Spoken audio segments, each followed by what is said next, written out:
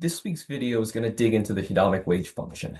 Now, I really like this text, but if you're really trying to get to the bottom of the hedonic wage function and understand it inside and out, I can see why this concept especially would be a struggle.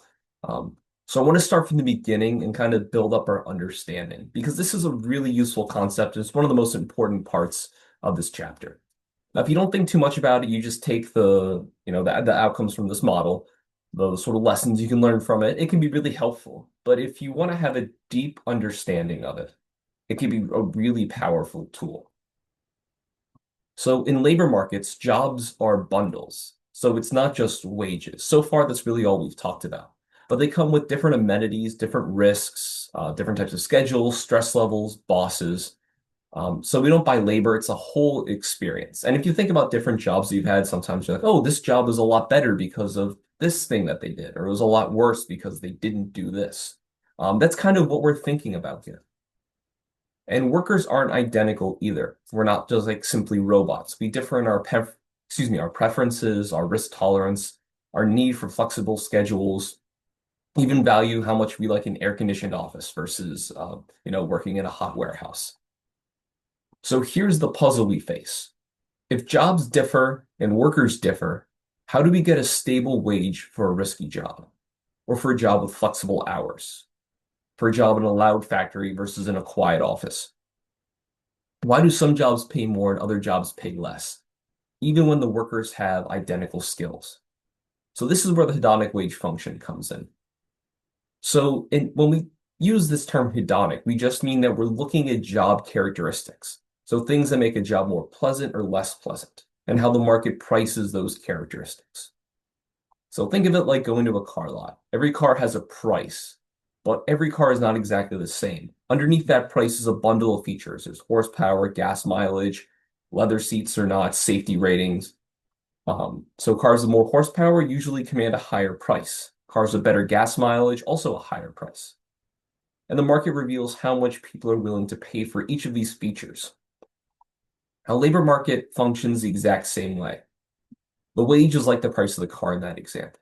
But underneath the wage is a whole bundle of other attributes. So a riskier job, that's like buying a car with more gas mileage. You need a discount to be able to do that. Nicer job, you'll accept a lower price. So the hedonic wage function tells us the price schedule the market offers for different levels of job amenities. The hedonic wage function shows the matching between workers with different preferences. We talk about safety as our go-to example in this chapter, with firms that offer different levels of safety. Some jobs just can't be made safer beyond a certain point. So think of things like tree trimming or coal mining versus office work. You're never going to be able to get the risks down to just regular office work. So in order to get people to be willing to work those jobs that have a higher risk, they have to pay workers a premium over similar jobs that those workers can choose. So this can be a sticking point because it isn't as if we're saying all risky jobs have to pay more than all safe jobs.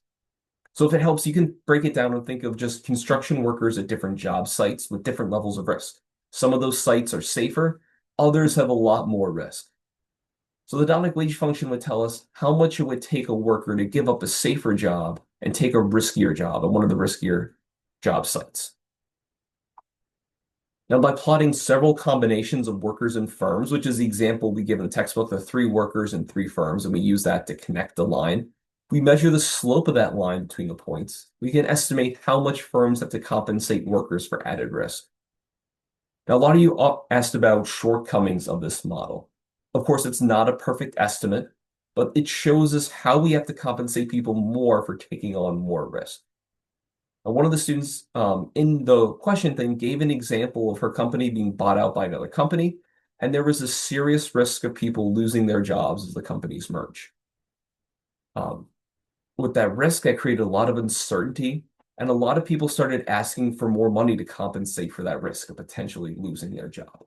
This is exactly what the hedonic wage function can help explain. Now, early in the class, we assumed that workers and firms were identical. This was so that we could build these simple models and understand the relationships before moving on to more complicated ones. But the hedonic wage function requires differences between firms and differences between workers. So workers value amenities differently. firms differ in the cost of providing those amenities. So in the office, Michael gets frustrated about how the warehouse guys think of the office workers, how they have it easy because it's so much safer up there. The nature of the warehouse is that it's riskier for worker safety. It just is. It would be a lot more expensive, maybe even impossible, to make the baler in the warehouse in the office episode safe enough to make the risk of injury identical between the two settings. So something that I don't focus on myself, and I don't think the text really focused on, was how the hedonic wage function displays how workers and firms sort themselves. So different workers value the same amenity differently, and different firms have different costs of providing that amenity. So the labor market naturally kind of separates or sorts these groups into two matches that make both sides better off. So both sides are better off is the key here. The workers differ in how much they care about an amenity. So if we're thinking back to safe jobs, some workers are very risk averse. You only give up a lot of wages, or they will give up a lot of wages to work a safer job. Other workers are only a little risk averse. They may only need a small amount of extra compensation to take on a risky job. The risk just doesn't bother them that much. So very risk-averse workers have steeper indifference curves, and we drew the indifference curves basically the same slope, just in different places. And firms differ in how expensive it is to provide safety and what their production technology looks like. Some firms can do so cheaply, so maybe they have newer equipment or tech-heavy production, or maybe it's just a naturally safer type of job where you're working at a desk. Others find it very expensive. Maybe they have old equipment or it's just a dangerous environment where bad things can happen. These firms are going to have different isoprofit curves, and that's why they were shown at different places on the hedonic wage function. So what workers do is they choose the job that maximizes their own utility, and firms offer the wage amenity bundles that maximize their profit given the workers' preferences. So in equilibrium, and with the hedonic wage function that we showed, it was basically the market in equilibrium. Risk-loving or less risk-averse workers are going to end up at firms where safety is expensive. So those firms instead pay higher wages instead of spending more money on safety.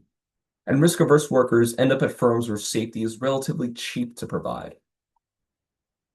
The hedonic wage function gives you the equilibrium relationship between wages and amenities across firms. It basically tells you the marginal price of the amenity.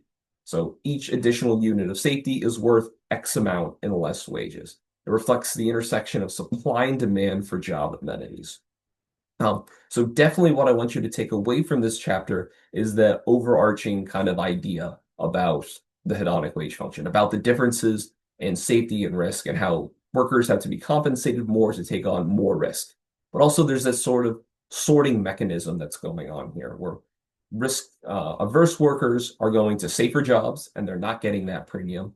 Workers that are more willing to take on risk are getting those riskier jobs, they're taking them, they're happy to do so, but they're also making more money because of it.